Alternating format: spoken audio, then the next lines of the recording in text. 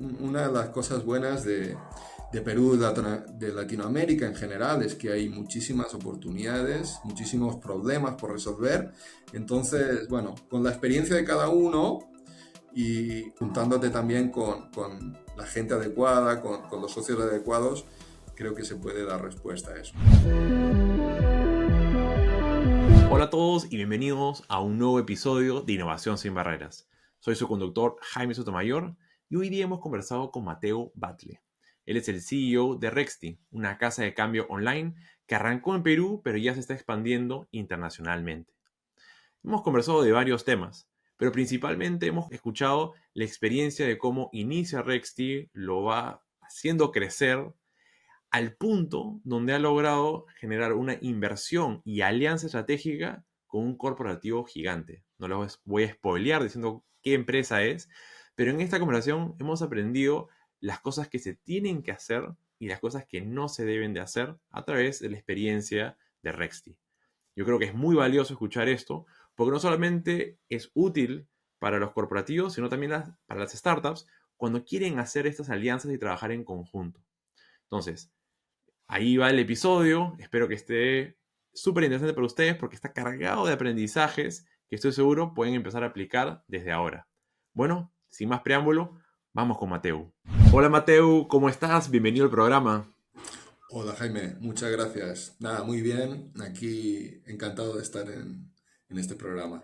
Aquí dispuestos a conversar sobre varios temas. Perfecto, porque sí, son varios temas. Ahí poco hemos tenido la oportunidad de conversar en otro momento y ahí te he dicho, ¿no? Te voy a hacer unas preguntas que quizás a veces son complicadas, pero yo creo que de eso trata el programa, ¿no? Como que realmente entrar a profundidad y conocer cómo es esto de formar una alianza entre startup y gran empresa, las cosas que están bien, las cosas que no hay que hacer, pero eso en su debido momento. Creo que ahorita lo más importante es que la audiencia te conozca. Entonces, cuéntanos un poco tu trayectoria profesional, ¿no? ¿Cuáles han sido las cosas que has venido haciendo que te ha llevado a lo que haces actualmente en Rexti?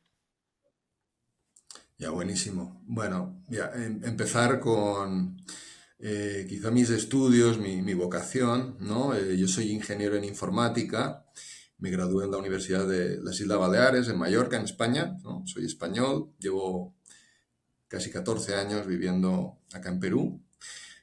Por una parte siempre me ha gustado la tecnología, en concreto el desarrollo de software, ¿no? Desde chiquito, bueno, empecé a programar leyendo libros, ¿no? Y cuando tenía como 11 años, ¿no?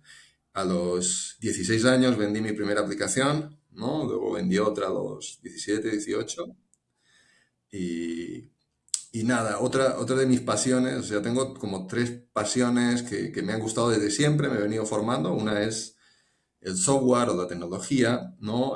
Otro, las startups, siempre me ha apasionado ese mundo, ¿no? El emprendimiento, los emprendedores, ¿no? Quizá inicialmente no fui tan emprendedor, fui más por la vía profesional.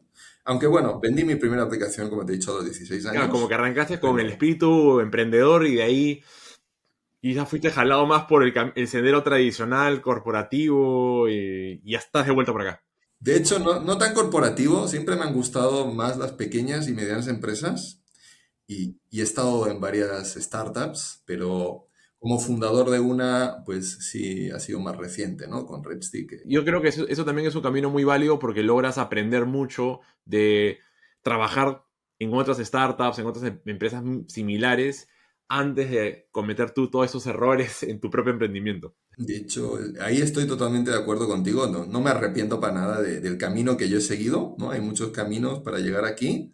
En mi caso fue este y la verdad que me ha servido y creo que me ha sido muy útil, ¿no? Y bueno, aparte de las startups, otra de mis pasiones ha sido siempre el tema de la inversión, ¿no? Eh, He leído bastante sobre inversión, he practicado un poco, no me considero un super inversor, pero siempre es un tema que me ha apasionado y me apasiona también la idea de juntar todo, ¿no? A veces, ¿no?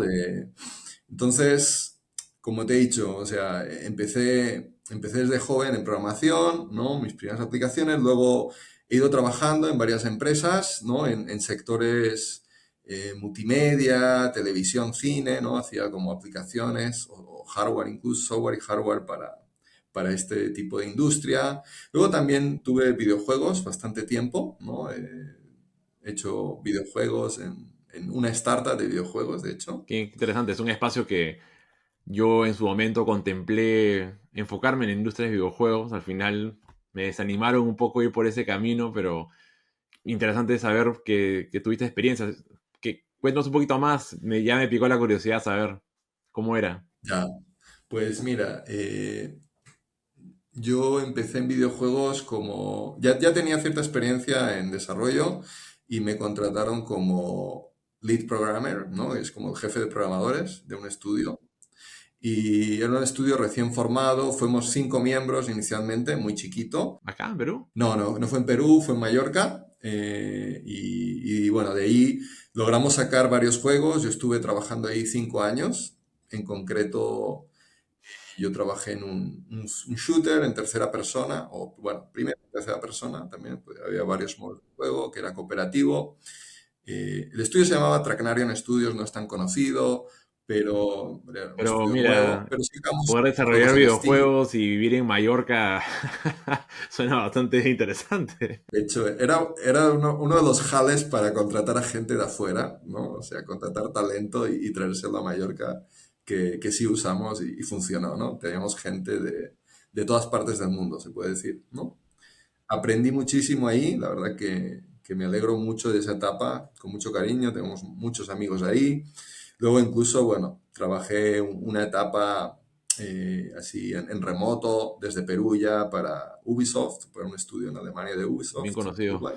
Y bueno, esa fue una de mis etapas, pero luego, bueno, el mundo me llevó por otras vías, ¿no? También, bueno, antes de videojuegos también trabajé en otra startup, pero de turismo, ¿no? Las primeras de turismo. También era Mallorca, que es potencia turística, se puede decir. Y bueno, después de eso me dediqué además a open source, código abierto, ¿no? Una consultoría también, tamaño mediano, ¿no? Que tienen, bueno, un montón de desarrolladores y, bueno, aprendí muchísimo ahí. También un poquito me fui formando más como manager, ¿no? Project manager o incluso tener contacto con clientes, que me ayudó bastante. Y de hecho, un poco producto de eso, yo trabajaba en remoto para esta empresa desde Perú. Yo llevo trabajando o llevaba trabajando en remoto como hace 14 años. Desde que vine a Perú, yo vine trabajando en O sea, tú ya remoto, trabajabas de ¿no? remoto antes que fuera trending por la pandemia. Exactamente, ¿no? Y un poco gracias a eso es que salió la necesidad de Redsti, ¿no? O sea, mis ingresos eran en dólares, tenía que cambiar a soles y la verdad que estaba bien insatisfecho con todas las soluciones que había, ¿no? En la banca tradicional, pues bueno, tiene un tipo de cambio muy malo, perdías mucho dinero y en la vía, digamos, más informal, sí, podías cambiar en la calle, pero te arriesgabas, era un poco incómodo, perdías mucho tiempo, tenías que mover cash, entonces no era óptimo para nada, ¿no? Entonces tenía que hacerlo varias veces al mes, ir cambiando para los gastos personales, y ahí fue en 2015 que empezó a salir la idea de Redsti, le fuimos dando forma hasta que en 2016 fundamos la empresa, ¿no? En febrero de 2016. Ahí nació Redsti. Yo igual seguía trabajando en remoto, pero monté un pequeño equipo y los primeros, digamos, inicios ahí para empezar a sacar el modelo de negocio, la web inicial, saber todo el tema de regulación, ¿no? Hasta que salimos a la luz en enero de 2017 empezamos operaciones, ¿no? No, excelente. Ahora, hay una parte que no te pregunté. ¿Y cómo así estabas en Perú? O sea, llevabas tanto tiempo acá en Perú, ¿qué te trajo? ¿Quién me trajo? Bueno, ya es una buena pregunta. Normalmente hay dos respuestas a esa pregunta. Una es el trabajo y la otra es motivos, pues, sentimentales, ¿no? Una relación con una peruana. Y bueno, en mi caso ya tenía trabajo en remoto, entonces no era, no era eso. La primera, pues sí. No, fue una decisión, o sea, en mi vida creo que a veces he tomado riesgos, ¿no? Y cosas que no ves muy claras, pero que al final te decides y dices, "Bueno, vamos a intentarlo". Y nada, creo Pero esas que son eso las me ha decisiones ido que bastante. transforman la trayectoria de una persona, ¿no? Y no estarías haciendo Rexty en este momento si no hubieras tomado esos pasos, ¿no? Así es, totalmente de acuerdo. También estar abierto, o sea, como con los ojos muy abiertos a los problemas que estabas enfrentando y que te das cuenta que no eras el único que sufría con algo y dispuesto a resolverlo. Claro, o sea, una de las cosas buenas de Perú, de Latinoamérica en general, es que hay muchísimas oportunidades, muchísimos problemas por resolver. Entonces, bueno, con la experiencia de cada uno y juntándote también con la gente adecuada, con los socios adecuados, creo que se puede dar respuesta a eso. Totalmente de acuerdo. Peter Diamandis me decía cuando estábamos en Singularity estudiando, ¿no? Dame un problema, dame un gran problema y yo te voy a dar un gran negocio. Era una cosa muy parecida a ese estilo, ¿no? Pero básicamente es que hay oportunidades por todos lados y pueden ser súper rentables, al mismo tiempo resolviéndole algo importante a alguien en su vida. Pero bueno, nada, súper interesante cómo llegas ahí. Y claro, ahí no termina la historia. Ustedes han ido creciendo y no hace mucho, ¿no? Recientemente han tenido un anuncio importante que prefiero que tú lo cuentes antes de que yo lo arruine. Entonces, cuéntanos un poco. Ya, bien. Bueno, sí, contaré un poquito de Redsti también, ¿no? O sea, Redsti, bueno, empezamos en 2017, ¿no? Fue una de las primeras casas de cambio digital. Ahí hemos ido creciendo, la verdad que muy rápidamente y bueno, ya desde los inicios nos posicionamos como la casa de cambio líder en Perú, ¿no? O sea, y eso, bueno, en el caso de cambio de dólares es un negocio básicamente de volumen. Hay un margen muy pequeño. Para que sea rentable necesita realmente tener volumen, ¿no? Entonces, a la fecha nosotros ya hemos logrado más de 4.700 millones de dólares en transacciones con nuestros clientes, ¿no? Que es solo mercado peruano, ¿no? Es una cifra bastante importante, ¿no? Y han salido un montón de competidores, la verdad, hay muchísimas empresas, pero bueno, Sí se siente un mercado bastante saturado, ¿no? Y la pelea por quién da el mejor precio y al final esto se vuelve un commodity y uno tiene que empezar a buscar cómo se diferencia. exacto, eso es un punto súper importante, ¿no? Yo creo que en las cosas no solo es el precio, el servicio, la confianza importa muchísimo más en un servicio financiero, ¿no? Entonces, ahí nosotros hemos crecido mucho, hemos invertido mucho en automatización, en conseguir rapidez de las operaciones, ¿no? También en conseguir la confianza de nuestros clientes con mayor seguridad, ¿no? Por ejemplo, estamos en un proceso ahora de certificación ISO 27001, ¿no? Que es, bueno, ninguna de las fintechs, o creo que casi ninguna, o bien pocas, tienen eso, ¿no? De hecho, ninguna casa de cambio digital tiene este criterio.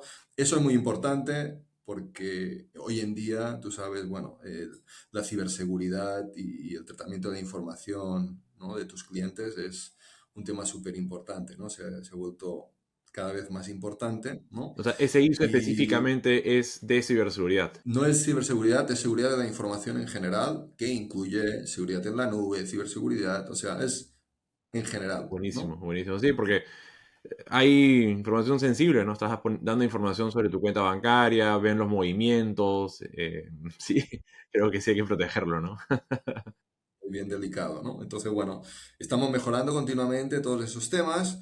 Una de las cosas también que nos ha hecho, yo creo, posicionarnos como líderes ha sido un poco el tema estratégico de que decidimos apostar no solo por, digamos, el mercado de personas, sino también en dar un servicio diferenciado y especial a la pequeña y mediana empresa, que es uno de los sectores que tradicionalmente está desatendido por la banca, ¿no? Porque los corporativos sí tienen un buen tipo de cambio, un buen asesor que les puede ahí recomendar, dar sus recomendaciones del mercado, pero en nuestro caso ese servicio lo trasladamos y lo modelamos para lo que es una mediana y una pequeña empresa, ¿no? y conseguimos dar, digamos, ese servicio adicional también con gente profesional, ¿no? Con traders, con gente que conoce el mercado y le puede dar realmente digamos, un consejo acertado, ¿no? Entonces, nada, a la fecha tenemos más de 170.000 usuarios registrados, 12.000 empresas, ¿no? que trabajan con nosotros. Más de un 70% de nuestro volumen, de hecho, viene de empresas, ¿no? Y de ahí un poco se desprende por qué ha sido exitosa la estrategia de ir a por ese mercado. Y bueno, también lo menciono porque yo creo que ese ha sido uno de los aspectos clave en la decisión bueno, del inversor por optar por confiar en nosotros porque estamos alineados estratégicamente, ¿no? Y ahora sí voy a mencionar la noticia que comentabas y es que Me pongan ahí los drum rolls. Trrr. Bueno, ya lo mencionaron públicamente, pero quizás para los que nos están escuchando aún no, entonces... pues bueno, hemos recibido una inversión estratégica del Citi, ¿no? Del Banco Citi o del Citigroup en Redstein y bueno, es realmente súper importante porque primero el Citi es el banco líder en FX, o sea, es uno de los top 5 top 10 del FX, mundo, para pero los que no están aparte familiarizados con el término, ¿qué cosa cubre? ya, FX es foreign exchange, es cambio de divisas, cambio de moneda, ¿no? En todo lo que son operaciones, tanto al contado, spot o a futuro, ¿no? Es todo ese mercado, el líder, uno de los líderes mundiales es el Citi, ¿no? Es el que tiene mayor en ese segmento. Y eso no es solo que tenga mercado, sino también que tiene tecnología detrás de ello, ¿no? Entonces, toda esa tecnología es clave para también, la tendremos disponible para podernos diferenciarnos aún más de otros competidores, obviamente nos va a ayudar a crecer, ¿no? No solo en Perú, sino también en otros mercados, ¿no? O sea, el Citi es un banco que tiene presencia en 160 países. Entonces, de hecho, nosotros actualmente estamos en Perú, pero también estamos por iniciar operaciones en Canadá. Ya tenemos ahí todo el tema de la licencia lista, el producto ¿Por listo. qué Canadá, cuando digamos el salto típico de una startup latinoamericana es tratar de coger la región primero? No sé si es un tema regulatorio, las conexiones, han hecho un estudio de mercado interesante, a ver, cuéntanos. Es un poco de todo eso y un poco de experimentos que no fueron bien antes y que nos llevaron allí, ¿no? Entonces, por entrar, ya que me pides, te voy a explicar exactamente, ¿no? Pero el tema fue que nuestro objetivo inicial era México, ¿ya? En México la regulación es muy compleja, entonces ahí optamos eh, o sea, hay varios caminos para entrar al mercado. Uno es con un partner. Entonces, era la solución más rápida, que requería, digamos, menos capital también. Entonces, y afortunadamente encontramos un partner, ¿no? Un partner que está, un banco, ¿no? Mediano, chico, mediano, de México, que está muy alineado con startups, ¿no? De hecho, encontrar un partner bancario para una startup, para una fintech en concreto, no es Eso, algo eso te iba a sencillo. mencionar un poquito más temprano, pero no quería maltratar un poco a nuestros amigos de la banca local, pero sí sé que han habido muchas quejas de la industria, de me cerraron la cuenta o cosas por el estilo, o quizás publicidad en vallas publicitarias, bajándole un poco el nivel a las fintechs, pero bueno, creo que igual lo han superado ustedes. Sí, bueno, son cosas que han pasado. Esperemos que, bueno, se aprenda de los errores, ¿no? Todos cometemos errores. Y nada, puede haber ejemplos positivos de colaboración entre bancos y fintechs, que creo que hay en todo el mundo. ¿Por qué no puede haberlos también aquí en Perú, ¿no? Y la regulación acá en Perú, o sea, es más favorable para lo que tú haces que en México. Mucho más, sí, no. De hecho, prueba de ello es que hay, no sé, 20, 25 casas de cambio digitales activas. Creo que hay unas 160 registradas, pero entre 20 y 30 realmente activas, ¿no? Eh, muchas a lo mejor no tienen un tamaño obviamente muy grande, no tiene un mercado, un nicho en particular o una cartera de clientes. Y otras, bueno, habrá unas tres, cinco representativas, ¿no? Y bueno, Redsti creo que ahí está como líder de la categoría, Y en el ¿no? caso de Pero México, en México no hay ninguna casa de cambio digital, por eso es atractivo. Hay 10 casas de cambio, ninguna de ellas nació digital, todas son más tradicionales. Los procesos todavía son muy tradicionales ahí también. Es un país que es muy parecido a Perú, ¿no? En el sentido de bancarización. Los peruanos, la cultura de peruano y mexicano, a mi punto de vista, también es parecida, ¿no? Son culturalmente bastante parecidos. Tuvimos buena acogida ahí por parte de un banco, entonces logramos avanzar con el proyecto, pero luego vino la pandemia, seguimos trabajando en el proyecto, pero se hizo más lento y bueno, luego tuvimos el problema de la pandemia en algunos bancos fue que les subió los ratios de deuda y en este caso, pues para el banco no arrastraba una deuda heredada que le propició digamos, que le quitaran la licencia el regulador. Entonces, ahí quedó el proyecto y nosotros nos buscamos otra solución, ¿no? Seguimos viendo México, nos parece interesante, pero es complicado. Entonces dijimos, ¿por qué no mirar un poquito más vecinos o no tan vecinos? Y bueno, ahí vimos que había una buena oportunidad en Canadá. Primero es un mercado muy grande, una de las monedas, ¿no? No sé si es la séptima moneda más cambiada del mundo, el dólar canadiense. Proximidad con Estados Unidos, tiene mucho comercio, entonces hay mucho cambio de dólares, ¿no? Importación, exportación. Y bueno, vimos que en cuanto a nivel de plataformas digitales, todavía Canadá, aunque parezca que es un país desarrollado y tal, es desarrollado, pero sus plataformas de cambio no lo son tanto. El sistema es todavía muy tradicional, todavía muy dominado por bancos, ¿no? Que eso es un desafío también, ¿no?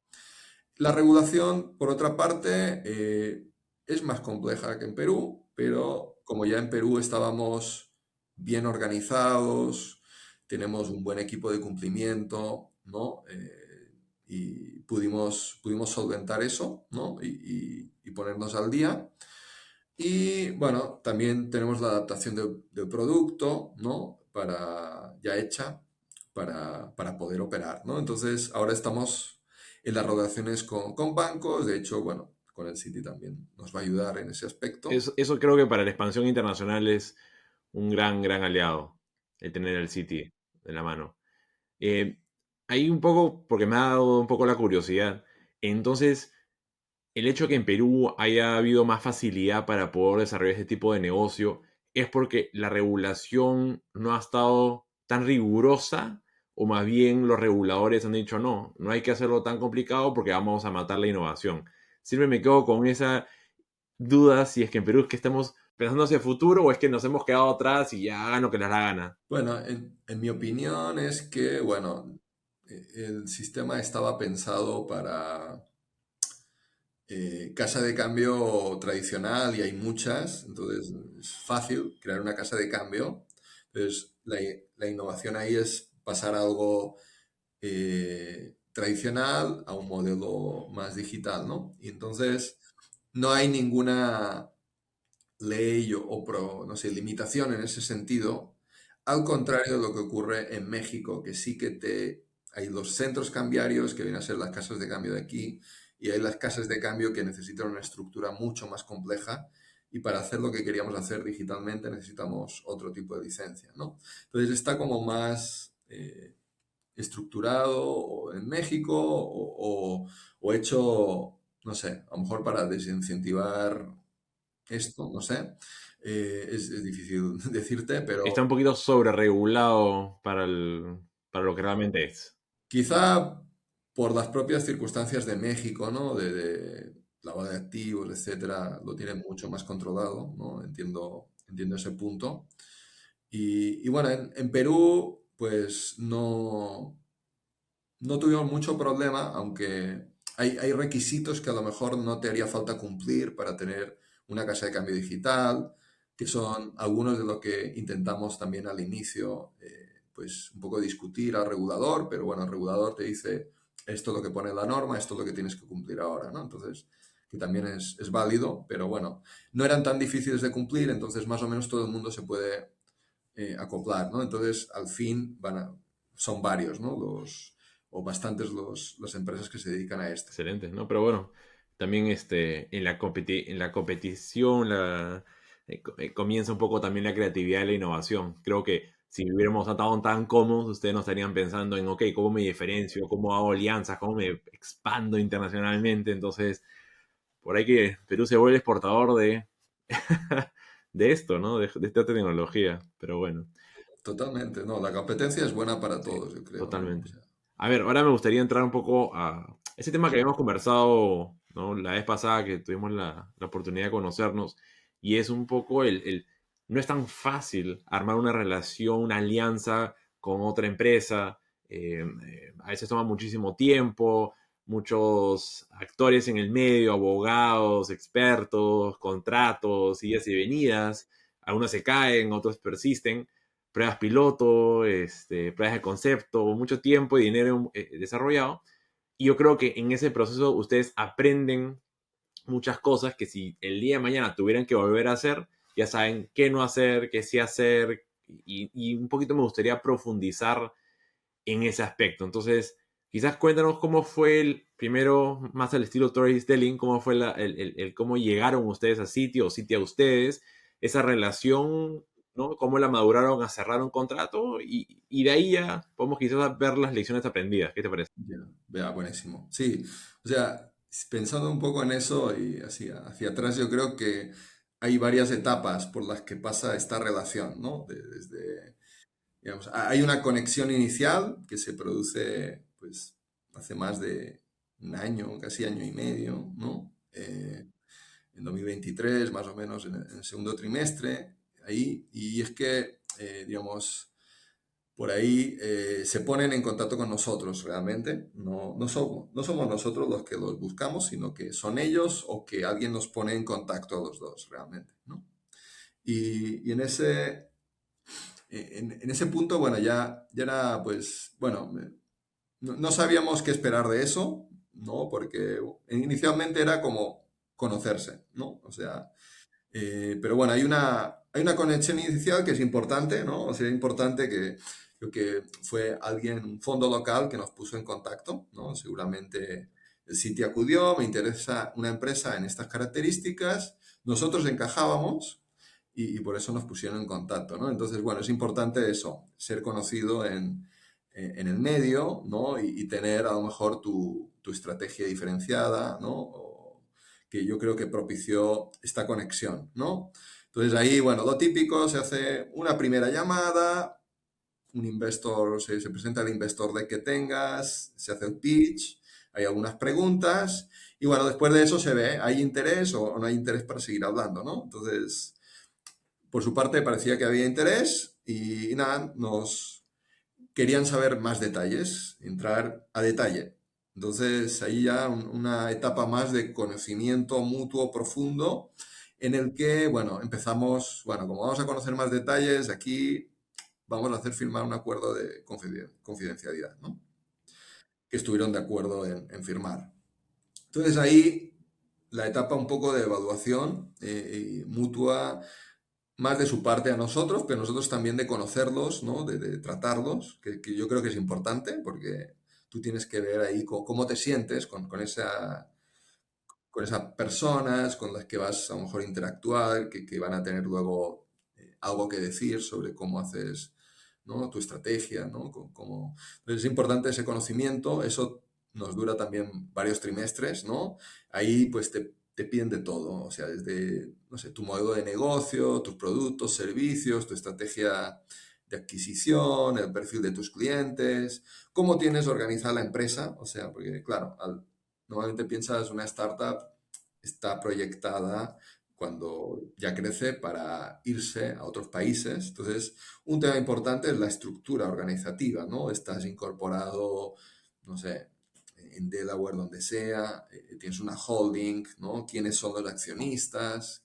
¿Cuál es tu Es un punto importante porque también lo vemos digamos, no solamente en tu industria, sino, digamos, en general, cuando un inversionista quiere invertir en una startup, ¿no? Y si el inversionista es internacional, probablemente va a buscar a un tipo de entidad legal que esté más familiarizado todo el mundo, ¿no? El inversionista, los abogados, y tiende a ser Delaware, Canadá, UK, Caimán, o sea, son poquitas, pero son, digamos, las que están mejor conocidas. Entonces, un poquito en el caso de ustedes, ¿ya contaban con esa estructura o han tenido que adaptarse de alguna manera? No, bueno, en ese caso nosotros sí contábamos con una estructura adecuada, ¿no? Porque ya nos lo estábamos proyectando para recibir inversión, para también tener otras empresas, ¿no? Entonces tenemos empresas en Canadá, en México, en Perú, ¿no? Entonces ya la fundamos o ya hicimos una adaptación en 2019 y en la que ya teníamos la holding montada. Entonces nos facilitó, aunque luego, como consecuencia del deal, puede haber reestructuraciones que te pidan, ¿no? Pero al menos ya tienes una base bastante buena, ¿no? Ahí, de hecho, bueno, hay aprendizajes, de hecho, ya, si acaso luego ya los contamos, ¿no? Pero para seguir un poco con la historia de lo que fue pasando, nada, te van pidiendo estados financieros, estados, ¿no? De ingresos, de balance, proyecciones, ¿no? Luego preguntas más detalladas del modelo de negocio, de tus KPIs, ¿no? Temas de producto, de tecnología, ¿no? ¿Cuáles son tus diferenciadores? Incluso, bueno, una primera etapa de KYC, Know Your Customer, ¿no? De cómo nosotros hacemos el Know Your Customer, todas las políticas de anti-money laundering, ¿no? De todo lo que es prevención del lavado de activos y financiación de terrorismo, para ver, obviamente, que, oye, estamos haciendo las cosas bien, no es que dejemos ahí entrar cualquiera, que no miremos, que, ¿no? Que estamos cumpliendo toda la regulación existente, ¿no? Que lo hacemos de la forma correcta, con los procesos adecuados y no es algo, pues, ¿no? Manejado un poco ligeramente, ¿no? Entonces, todo eso es súper importante, de hecho, ¿no? Porque sí te lo miran con lupa, ¿no? Y es importante tenerlo, ¿no? Una vez se da todo esto, por decirlo así, y oye, parece que hay alineamiento y pues empieza a haber se empieza a hablar de ya una oportunidad de inversión, ¿no? Entonces, eso ya fue, ponte al último trimestre del último año, ¿no? Y ahí pues se hace, bueno, cada CVC o Corporate Venture Capital funcionará a su manera, pero normalmente hay un comité, ¿no? Se presenta un file de ese caso, de esa oportunidad al comité y nada, ahí, con toda la información que les habíamos dado, hacen un file, ¿no? Y esto se presenta y bueno, debe haber una cosa súper importante es el alineamiento estratégico, sobre todo cuando es un corporate VC y una startup.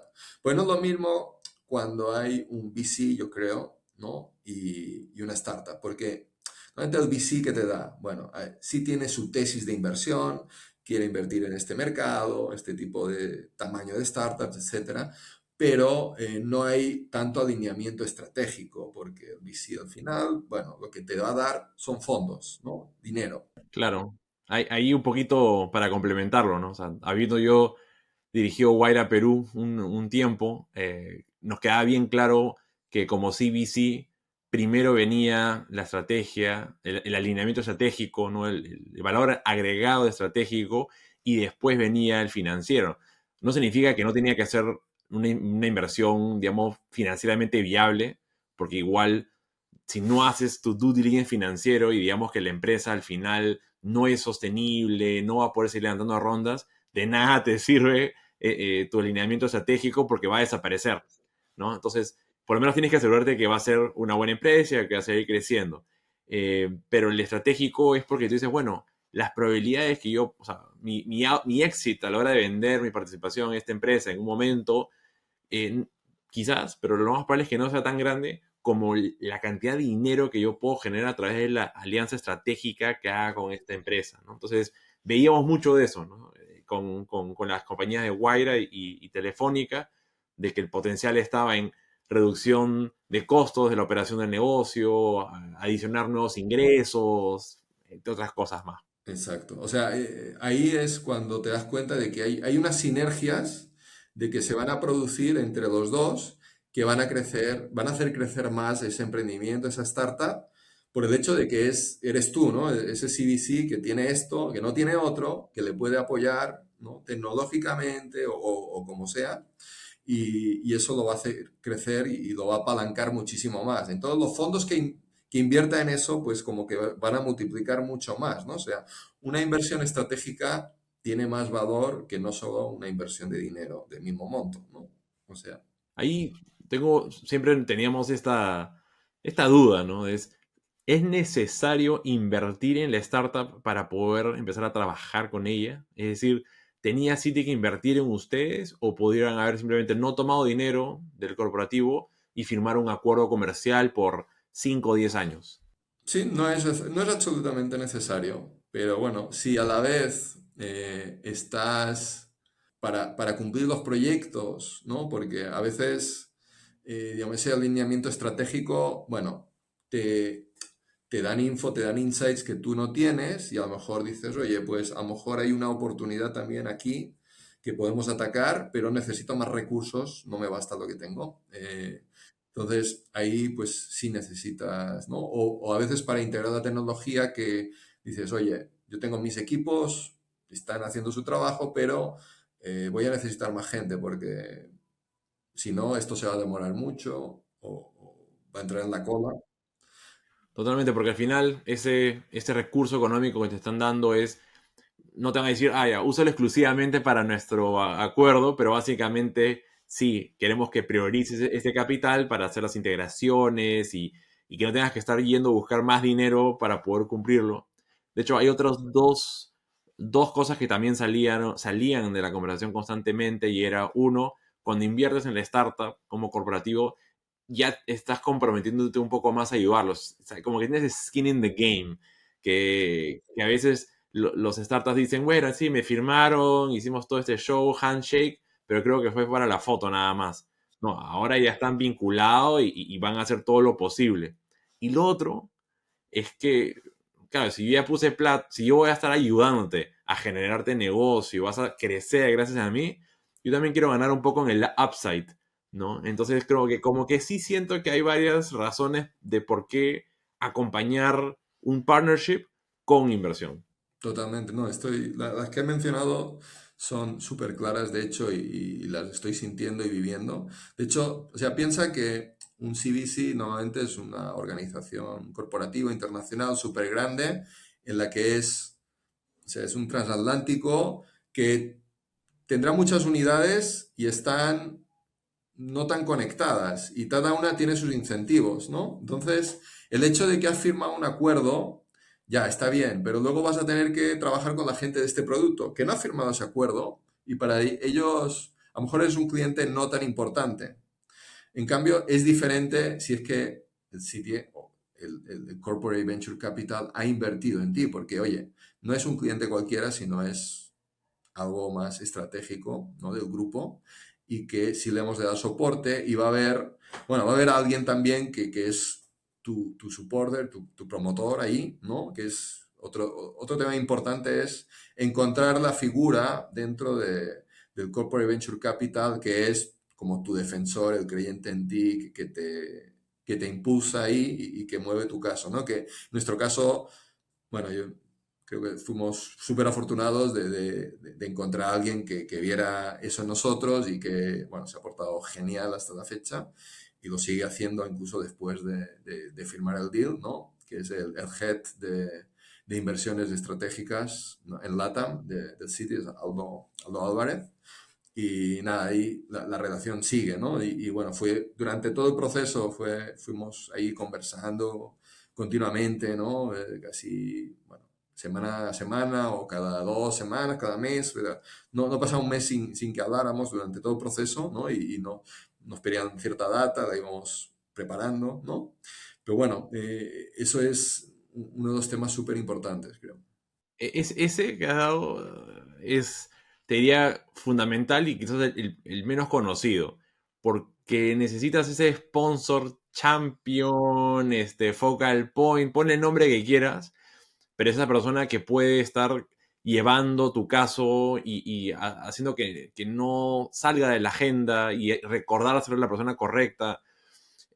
Nuevamente, o sea, en Guaira teníamos estas personas que justamente habíamos ido reclutando dentro de la operación de Telefónica, digamos, seguían en su mismo día a día, pero les dábamos como que este empowerment de que a ustedes van a ser el champion de una o dos compañías y van a pelear por sacarlas adelante, y así nomás, sin eso, no salían las oportunidades. Es cuando tenías estas personas que estaban, por eso le decíamos los champions, ¿no? Estaban ahí buscando, sponsoreándote. Puede parecerme, ¿no? Pero eso es la clave, yo creo, porque ellos te dan los insights o la forma de cómo debes presentar las cosas a veces, ¿no? O qué cosas son la clave para que te enfoques en eso, ¿no? Y que al final se produzca, o sea, que la comunicación sea, pues, la adecuada, que haya alineamiento, ¿no? Entonces, creo que ese es uno de los puntos clave de todo este proceso, ¿no? Entonces, bueno, creo que iba por la inversión estratégica, un poco volviendo al proceso, ¿no? A preparar ese file, ¿no? Para el comité. Y bueno, ahí ya, pues claro, también se empieza a hablar de los términos de inversión, ¿no? Yo te aporto esto, tú, bueno, ¿para qué van a usar los fondos? ¿Cuántos fondos necesitas? ¿Cómo es tu cap table? ¿Cuál es el valuation? ¿No? En eso también se produce una cosa durante este proceso que era, eh, recibimos una visita de alguien de Nueva York que creo que estaba de paso por ahí, no venía específicamente para nosotros, pero ya aprovechó y vino. Nos pareció también que, bueno, eso iba en la dirección correcta, ¿no? Y creo que fue también importante porque, bueno, ahí un poco chequean, oye, esta empresa existe, ¿no? No la habíamos visto solo por, por teleconferencia, ¿no? Aunque bueno, videoconferencia. Bueno, ahí creo que fue bueno para también acercamiento y un poco ver a alguien cara a cara, ¿no? Entonces, durante ese periodo, pues nada, un poco el primer trimestre de este año se fue a ir viendo todo el tema de los términos de inversión, ¿no? Y luego ya, bueno, más o menos teníamos un acuerdo, ¿no? Normalmente se suele firmar un term sheet. En nuestro caso, un poco atípico seguramente. Yo sí aconsejaría firmar un term sheet y es lo que me aconsejaron los abogados. En mi caso no lo hice, decidí, bueno, seguir adelante porque veía alineamiento, veía buena, buena disposición de su parte. Entonces, teníamos un preacuerdo, pero que era muy, pues, informal, pero eso se cumplió, ¿no? Y no hubo problemas. En tu caso, digamos, por suerte, todo fluyó, pero digamos que si tuvieras que volver a pasar por esa situación sin saber todo lo que vino después, ¿hubieras empujado más un term sheet o hubieras ido por el mismo camino? Bueno, ahí fue un poco un feeling ahí nuestro y un poco Ya. para no demorar mucho Bueno, sí. el proceso, porque bueno, creo que lo demoraríamos todavía más. Bueno, ya llevábamos un tiempo con todo el proceso, ya nos conocíamos un poco y bueno, teníamos un acuerdo y creí que eso se iba a respetar. Igual un term sheet normalmente es non-binding, entonces También, sí. al final no sé qué tanto valor tiene, ¿no? Pero Ya. un poco, creo que está bien tenerlo, ¿no? Bueno, Ujú. si no estás, si te da igual un poco, esperar un poquito más, pues está bien. Nosotros, bueno, decimos no entrar, estuvimos de acuerdo las dos partes y nada, ahí no seguí el consejo de mis abogados, tengo que decir, pero es bueno seguirlo. Seguramente no hice tan bien, pero bueno, uno toma riesgos a veces, ¿no? Eh, y ahí, bueno, pasamos al due diligence. El due diligence realmente, bueno, no había tenido un due diligence a la fecha o había tenido un due diligence muy light. Nosotros recibimos inversión de otro CVC antes, el Ah, grupo ok. RPP, pero fue un proceso que tomó tiempo también, pero el due diligence fue más sencillo, no fue tan complejo. Esto, Acá solamente para que la audiencia sepa, o sea, due diligence es este proceso de un poquito de revisión, de investigar un poco sobre la empresa de ustedes, ver sus finanzas, procesos, o sea, exactamente qué tipo de cosas vio Citi, o revisó Citi de ustedes. mira, fue brutal para mí. O sea, al no haber tenido otro, no te sé comparar, pero ten en cuenta que, claro, es un banco, pues, uno de los primeros bancos del mundo. Como ellos ya como regulación tienen que mirar muchas cosas, dónde invierten y tal. Entonces, nos pidieron de todo. Nosotros, claro, al tener varias sociedades, los detalles de cada una, ¿no?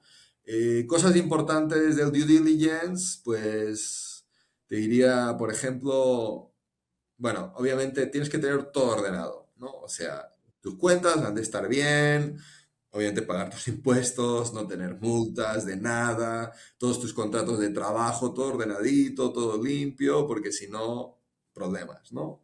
Entonces, por suerte teníamos todo eso bien, ¿no? No siempre a lo mejor digitalizado, pero bueno, ahí eso es fácil de solucionar. Eh, y la- las otras cosas importantes, bueno, tema de propiedad intelectual y contratos de confidencialidad, ¿no? No solo con empleados, que, bueno, sí es súper importante, sobre todo tus ingenieros, gente UX, ¿no? Diseñadores, etcétera. La propiedad intelectual ha de ser tuya y eso tienes que tenerlo escrito en contrato.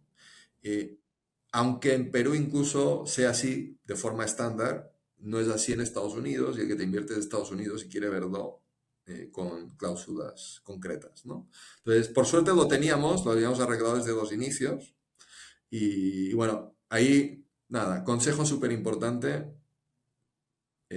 ten buenos abogados, no solo para esto, sino para todo lo demás, ¿no? O sea, entonces, yo creo que o al menos que seas un experto en temas legales, que, bueno, no creo que normalmente, a no ser que tengas un emprendimiento en eso, ¿no? Entonces, normalmente son temas que uno no sabe tanto y hay un montón de casos y toda la experiencia acumulada de los abogados y más si es una startup, hay casos particulares, casos de inversión, ¿no? También temas específicos de Latinoamérica con inversores de US, que si te vas a lo mejor a un abogado de US, te dará consejos estándar para startups de US que a ti no te convienen. Entonces, ahí hay temas también importantes, ¿no? Entonces, es bien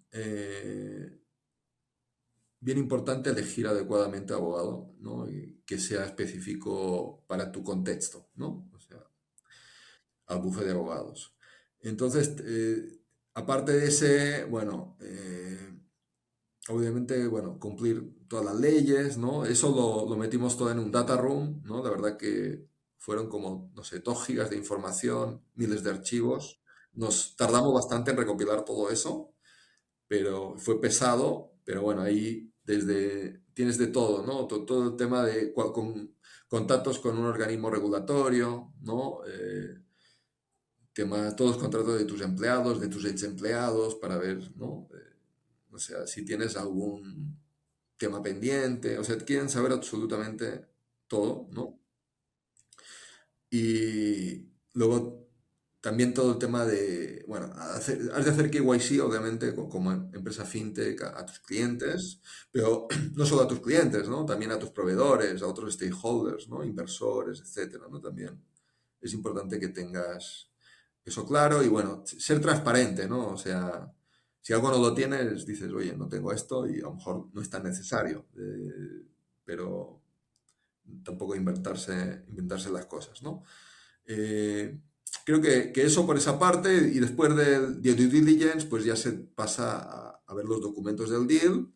Eso más o menos es rápido, en un mes se soluciona, varias rondas de negociación hasta que, bueno, se firma, ¿no? Y bueno, ahí también en la negociación siempre surgen cosas y se atrasa más de lo esperado, ¿no? Pero bueno, al final todo llegó a buen término y bueno, también de repente hay alguna lección aprendida por ahí, ¿no? En la negociación, ¿no? Pero... Y bueno, luego viene el post-deal también, ¿no? Que es ya, obviamente recibes tu cheque, lo celebras, etcétera, pero luego queda toda una labor de qué sigue, ¿no? hay toda una serie de obligaciones, covenants que tienes que cumplir, a los que te comprometes, ¿no? Que vienen ahí en los documentos y bueno, ya se trata de cumplir los objetivos y trabajar en conjunto con tu inversor estratégico. No, pero creo que si todo está claro desde el día uno, no deberían haber problemas siempre y cuando todo el mundo cumpla con lo pactado, ¿no? Entonces, me parece perfecto. Creo que son buenas prácticas que puede tomar cualquier corporativo que está pensando en trabajar con startups, ¿no? Tener muy claros sus procesos, tanto de cómo buscas, due diligence, cierras y el cómo vas a ejecutarlo después. Hay veces donde no está tan claro y es donde comienzan a haber estos problemas donde dicen, ay, sí, no, mi relación no fue muy buena con esta inversión porque al final me invirtieron, pero al final no salió ningún negocio con el corporativo y es que no había quizás esta solidez en el acuerdo post-inversión, ¿no?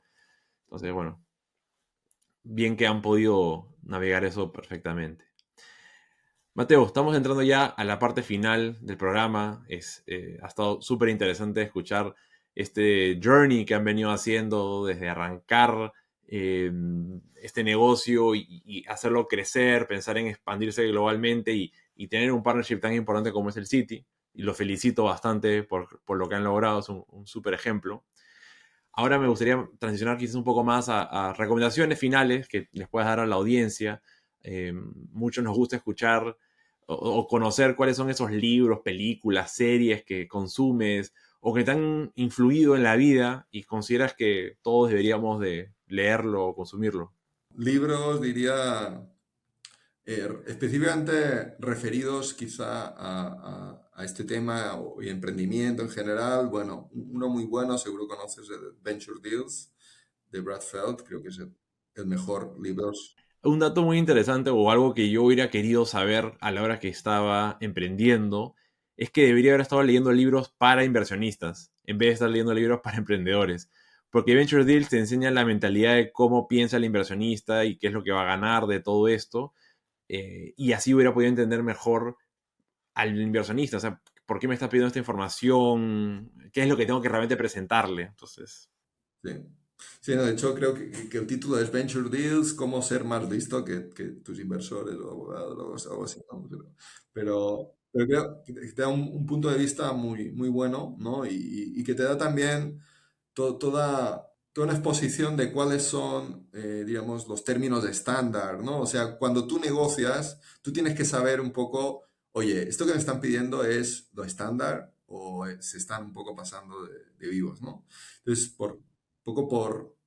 Tuvimos buena suerte, hubo muy, muy buena predisposición por su parte. Yo creo que todo lo que pidieron era bien, bien estándar. De hecho, a veces no pasa esto con inversores en Perú. En cambio, con un inversor a lo mejor más rodado, más internacional, es más fácil esa parte, ¿no? Creo que eso... obviamente la recomendación siempre es consíguete un abogado que sea experto en el espacio, porque no es lo mismo un abogado que puede tener 20 años de trayectoria haciendo lo que hace y de repente querer saltar al mundo de startup no es igual y ahí comenzamos con todos los errores. Búscate uno que sí tiene trayectoria en el mundo startup, pero eso no quita que leas y te informes y el libro de Venture Deals creo que es la Biblia, por decir así, de De eso. hecho, aparte de, no sé si lo sabe la gente, pero eh, tenían un curso online gratuito los autores de Venture Deals, en los que tú los puedes seguir, incluso tiene un grupo de Slack, les puedes hacer un... Y es totalmente gratuito, yo lo hice también hace un tiempo, entonces si les interesa eso, es otra forma de seguir el contenido del libro, de ampliarlo, ¿no? De tener otra visión. Eh, Es muy bueno, muy recomendado sí. y bien sencillo de seguir. Otro que me gusta quizá es, bueno, nosotros en Resty usamos OKRs, ¿no? Objective and Key Results. Hay varios libros por ahí que son buenos en eso, pero uno quizá es Measure What Matters de John Doerr, que también es bastante recomendable, ¿no? No es fácil aplicar OKRs, de hecho, en cualquier empresa se tarda. su No, tiempo. no es fácil aplicarlas y tampoco no es fácil hacer que funcionen o hacer ese seguimiento, ¿no? Y otro, bueno, es muy clásico, pero yo creo que es totalmente válido y bueno, es el de Lean Startup de Rick Rice, ¿no? Que te da un poco cómo es lo de iterar, hacer experimentos y tal, que creo que es clave para una startup y que lo diferencia un poquito de un, de un corporativo, la forma que tiene un corporativo de trabajar, ¿no? Súper, ¿no? Buenas recomendaciones, en verdad, porque creo que son 3 libros que cubren varios de los aspectos primordiales a la hora de querer hacer una startup pues, exitosa. Te haré una última pregunta, y esto es más como a modo de reflexión. Si tuvieras una máquina del tiempo que te permitiera enviarle un mensaje a tu versión de hace 10 años, ¿qué mensaje le enviarías?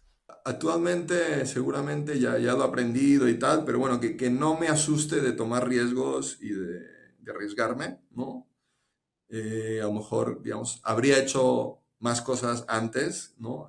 Entonces, hay que tomar riesgos de forma medida, ¿no? Pero bueno, es como, creo que lo decía Josep Guardiola, no hay nada más peligroso que no arriesgarse, ¿no? Entonces, es otra forma de verlo, Totalmente. pero creo que es, bueno, un emprendedor de hecho ha de saber tomar los riesgos, ¿no? Entonces, bueno, creo que es Pero muy creo que a fuerte. veces no tomamos suficiente riesgo, ¿no? Mm. Creo que lo sobremagnificamos el downside y no le damos suficiente valor al upside. Pensamos de que, bueno, si hago esto, va a ser terrible y nos olvidamos de, claro, todo lo positivo que sí podría haber salido, ¿no? Nos asustamos más de lo quizás necesario, Exacto. ¿sí? Nada, buenísimo. Mateo, creo que hemos cubierto todo lo que teníamos en mente. Me llevo una súper impresión de lo que han venido haciendo. Muchas gracias por las recomendaciones y por estar con nosotros este día en el podcast. Nada, muchas gracias, Jaime, por la invitación a participar y nada, un gusto estar aquí y compartiendo con ustedes las experiencias que hemos tenido. No, gracias a ti. Y no sé si tienes algún un mensaje final, si es que alguien quiere probar Rexty, cuál es la mejor manera de probarlo o de contactarte. De hecho, les invito a probar la plataforma si todavía no la han probado, ¿no? Es en redsti.com. Y nada, ahí atendemos tanto a personas como a pequeñas y medianas empresas. No solo tenemos tipo de cambio, donde, digamos, tenemos un servicio diferenciado, un buen UX.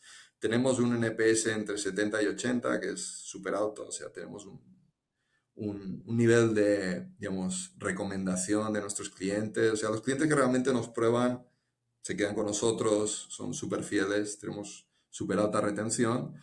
Pero aparte también tenemos, bueno, hemos sacado, somos, yo diría, uno de los líderes en innovación en este segmento. O sea, aparte de, bueno, hemos sacado la primera app, pero hemos sacado widgets, hemos sacado aplicación para smartwatch también, ¿no? Ahora el tema de la certificación ISO 27001, ¿no? Ahora con lo del City se van a venir un montón de mejoras, tanto en la aplicación como en la web, ¿no? Aparte tenemos otros servicios como factoring, pago de tarjetas de crédito, también procesamos payouts masivos, pay-ins, soluciones de pay-ins, que es algo que estamos también con algunos clientes, todavía a pequeña escala, pero que ya tenemos una solución que funciona. Y nada, estamos aumentando la oferta de servicios ahí para dar más valor a nuestros clientes, ¿no? Increíble. Nada, súper. Estaremos a la expectativa de todo lo que se viene de ahora en adelante aún más. Excelente. Muchas gracias, Jaime. A ti, Mateo. Conversamos.